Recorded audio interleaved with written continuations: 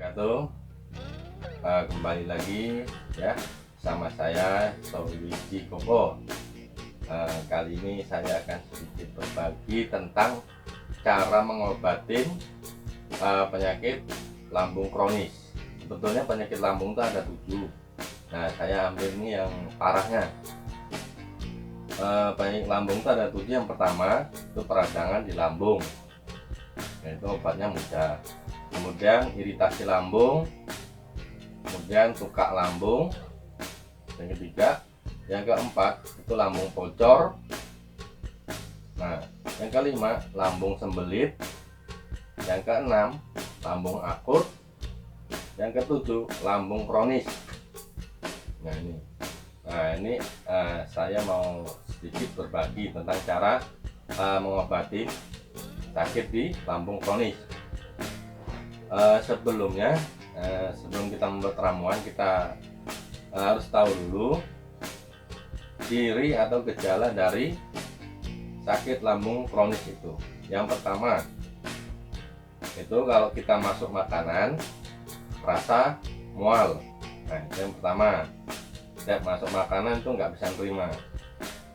Yang kedua, perut sakit kemudian tembus ke belakang. Nah, itu ciri yang kedua. Kemudian yang ketiga, ulu hati terasa nyeri atau sakit. Kemudian yang kelima. Nah, kelima itu napas terasa sesak, napas sesak. Nah, itu. Kemudian yang keenam itu kepala pusing. Ya, harap maklum karena yang namanya orang sakit lambung kronis itu makanan itu nggak bisa masuk. Ya, jadi ya itu karena perut nggak ada isinya, lari ke kepala semua. Jadi intinya kalau lambungnya itu sembuh, semuanya sembuh. Tuh. Untuk makanan atau pantangan makanan yang harus dihindari selama pengobatan, yang pertama itu rasa asam, rasa pedas, merica, cuka, santan, sambal, nasi goreng, bakso, mie ayam, sama ketan. Nah, ini kalau bisa dihindarin dulu, karena kalau orang sakit lambung ini nggak bisa dia makan itu, karena pengaruhnya di lambung itu luar biasa sakit. Kemudian ada lagi satu, air kelapa. Itu nggak bisa orang kena penyakit lambung minum air kelapa. Bukannya jelek air kelapa, enggak, tapi kalau kita simak, air kelapa itu mempunyai sifat rasa asam. Ya, coba kalau nggak percaya kan, air kelapa kita tuang, diamin ya 1 malam lah. Nah, itu berubah rasa, sudah rasanya jadi asam. Nah, itu air kelapa itu. Yang paling utama yang harus dihindari itu bakso. Nah, bakso. Kenapa? Karena di situ paket komplit. Di situ ada saus, ada sambal, ada cuka, kan?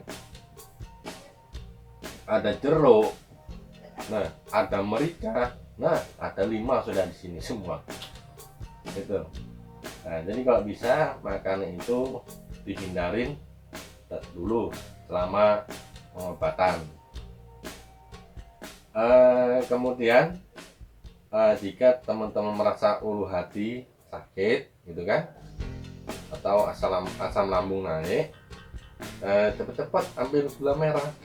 Ya segini kan gula merah gitu kan. Nah, itu punya ya sama kayak orang makan permen gitu. Nah, fungsi dari gula merah itu sebagai penetralisir asam lambung itu. Untuk bahan-bahan yang harus kita siapkan untuk mengobatin sakit di lambung kronis, yang pertama polisilin. Nah, itu kita cari di apotek. Yang kecil aja, ukurannya segini. Kemudian kunyit 2 jari, kencur 1 ruas jari, daun jambu batu 7 lembar. Nah itu jadi nanti semua bahan itu kecuali polisilin kita parut. Nah, nanti kita ambil airnya, kita peras, nah, terus kita tuang di botol polisilin itu. Untuk aturan minumnya itu sehari 3 kali, pagi, sore, malam, sebanyak 2 sendok. Bisa diminum sebelum makan atau sesudah makan. Untuk makan, hindari yang namanya bubur, karena nanti nggak bisa mencerna. Jadi yang dicerna cuma air aja. Lebih baik makan nasi lembek, nah itu malah lebih bagus.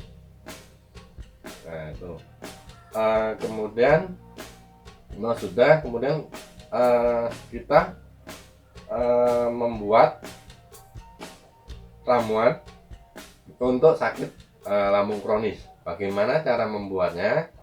Nah ini kita simak ya. Kita lihat video berikut ini.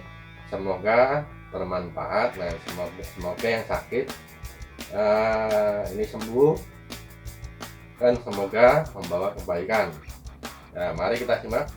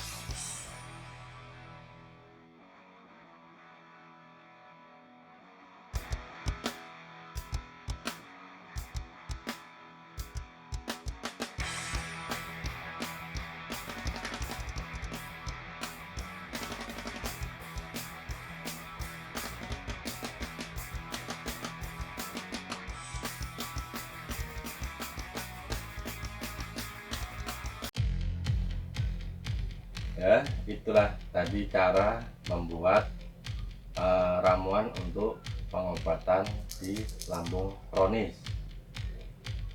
Jangan lupa untuk aturan minumnya 1 hari 3 kali selama dihabiskan ya. 1 botol itu banyak 2 sendok makan minumnya. Kemudian setelah habis itu kita perkuat lagi lambungnya dengan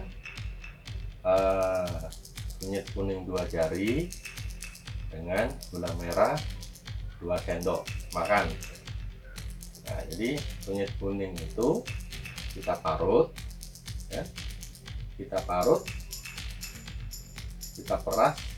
ambil airnya, kemudian kita campurkan dengan gula merah 2 sendok tadi, kita aduk, nah, terus kita minum. Nah itu sehari 3 kali, pagi, sore, malam selama 3 hari ya, supaya sakitnya nggak kambuh lagi ya. Jadi itu dari saya, semoga ini bermanfaat dan yang sakit dapat sembuh, cepat pulih. Jangan lupa pantangan makanan dihindari untuk mempercepat proses penyembuhan. Ya, sekian dari saya. Terima kasih. Wassalamualaikum warahmatullahi wabarakatuh.